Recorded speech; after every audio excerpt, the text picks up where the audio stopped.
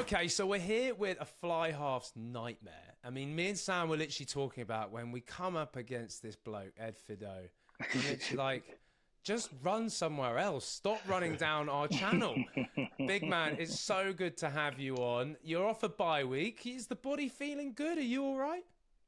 I mean, I'm good. I played my first game and I had a rough start of the season with the broken hand, but so I had a few times off. But yeah, body's good, ready to go again for another week. So I think the bye week was come around a good time for everyone else. But yeah, Oh, mate, good for you, man. Good for you. I mean, you want to get a little bit of momentum going, I'm sure. But, mate, you look quality in that first game. I actually commentated in that game against Dallas. And what I love, in typical fashion, the Ed Fidow getting into people on the sideline, getting into people on the field, the bad man of MLR. So I actually am going to put this question to Sam. Like, you were with him at New York. Like, what is Ed? Is he a bit of is he a bit of enforcer, or have I got that all wrong?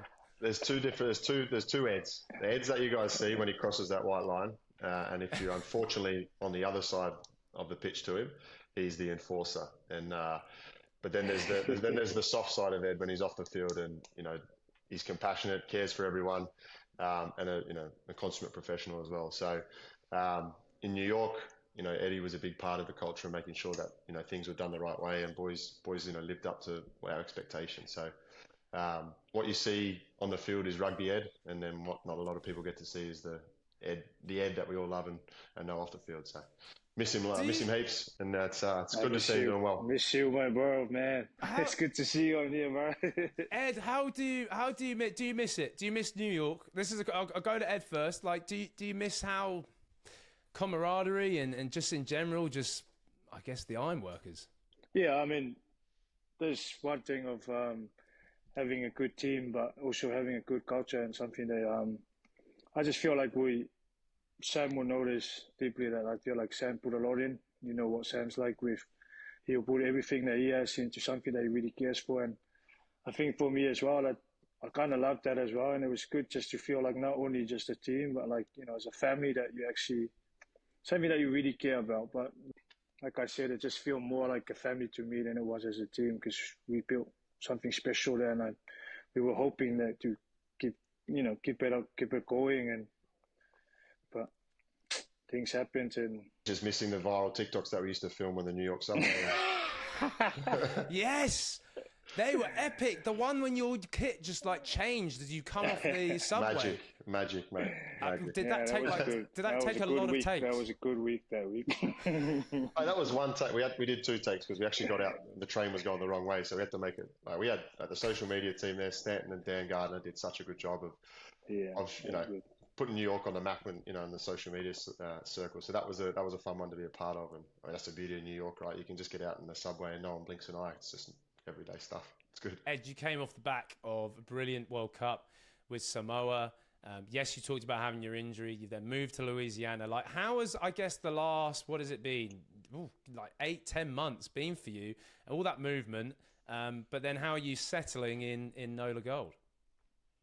Yeah, good. Like there's a lot of foreign boys here as well from back home, and I play with a lot of the boys, so I think the move was quite easy for me as well. And most of the boys brought their partner over this year, so it was really good, smooth move as well for my wife. And you know what they say, happy wife and happy life. Amen. So yeah, it's been good. We got a good group of boys, good group of people as well that front office and all that put us together. So yeah, it's been really good moves so far. So yeah. And you got to link back up with lots of Rodney. Obviously played with Rods. I know Rods from back in Canberra as well. He used to terrorise me. He was in the opposition team for Mighty Queanbeyan Whites. But Rods and OJ and obviously Kane's involvement with Samoa over the years probably Yeah, probably helping you settled in nicely and yeah. making Those things right. Yeah. boys, reach out before I move here, so that kind of made a move for me as well. It's a bit easier to come over here, get to know new people, but I also know a lot of the boys, so like of Jared Adam, John Namau, and all those boys. So yeah, I knew a few of the boys. I'm liking what I'm seeing from the Gold. I think you're going about your business in the right way, sort of slightly under the radar, but people are realising that, you are a much improved team this year. Are you enjoying working with Corey Brown? And are you also feeling like for your game, Ed, like I know like you want to get the ball off the line outs, you want to get your hands on the ball, first receiver. Like, are you finding that actually with the players you've now got in this team, you guys can go quite far in this competition? Yeah, I think that's what NOLA, I mean, when I got here, that's what they were talking about. They're missing the last few seasons, they kind of miss like a head coaches, someone that's there to guide them through the what they actually need. Yeah, I think what Corey's trying to prove to the boys and the way he's trying to run things here. We're all liking the way he's doing it, and not a bit too trying to rush stuff or trying to push the boys a bit too hard. He's just trying to. Obviously, it's his first time as well in MLR. Not saying that he's been around, so he's been coaching a lot. So he's still trying to find his ways and things to make sure that we all buy into what he's trying to prove us. And I think it's working really well at the moment. The way we are trying to improve stuff, the way he's leading us through our week, and what he wants from us is very clear and very simple. So, and he likes to play fast rugby and just simple rugby. I remember I had a chat with Fitzy, GM of the NOLA Gold, when everything unfortunately happened, and I can't even begin to explain his excitement at the possibility of having Ed on NOLA's team instead of against. Ed's absolutely terrorised them over the last couple of years, so I know they were super excited to have you down there, mate. So I'm glad it's working out. But I'll go on to the topic of food because I know you're a big eater. Gumbo or po' boys? What's your go-to? I think gumbo. I think. Oh, nice. Okay. Are you fitting into this Louisiana style cuisine, Ed? Is Is Sam? Is that what you're alluding to? It must be, surely. And I know Sarah's a very, very good cook, so I'm sure. I'm from Samoa, bro. Whatever, for eating it. I don't know. Oh, good. Awesome. Are you? But also, just in general, like there's a climate change as well in there, man. Like it's humid. It's going to start heating up. NOLA. Today it was. Yeah, I bet, and that must play an advantage for you boys. Do you talk about that? Yeah, they're trying to make our training in the morning now, just trying to work out the weather. But it's like, man, we get sometimes we get 4 weather in one day. Yeah, raining in the morning, hot in the afternoon, and cold and windy. Like today we had to run a Bronco in the heat, first day back. Oh, stinking! You had to do a mid-season Bronco. How did you do? That's the new NOLA. Around like 7 minutes. Too humble.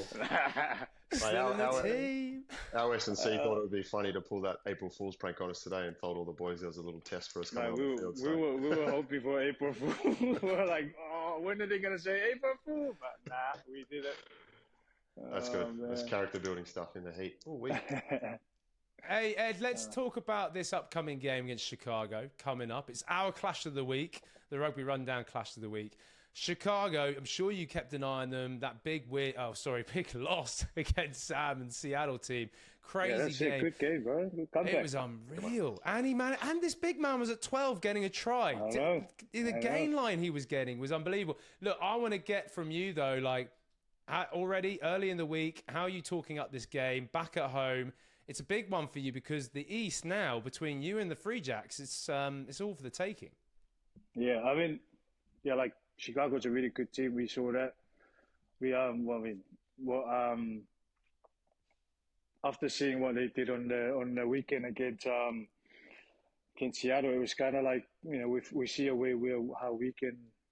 I'm not going to say our game plan on that. Just say what you need to say, brother. It all stays between us. I mean, you see it on every week. They're a really good team, and we got to respect that side of it. And I think we got a really good plan for it this week. And Corey made it clear this morning that we got to show them the respect that they deserve, and just got to play our best. And he's really hard on us on our home games, so we're taking our home games very serious, and that we're not taking any loss at home. So that's a goal. So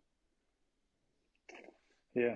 I don't want to say too much. I might say our game plan and get into trouble. So basically, Ed Fidow's coming off the back of the line out, straight to channel 1, and away we go. Hey, look, Ed, that is all we've got time for, unfortunately. So good to have you on. Sam, quick last comment from you, mate. He's a top top man, absolute horror to play against. Yeah, but when an Eddie's absolute quality smiling, player it's when there's a smile on that face, good things for him are about to happen, or bad things for the likes of us in that Channel 1 or down that edge. So good to see you back fit and firing, mate. And yeah, looking forward to seeing you do some damage this weekend as well. Thank you, bro.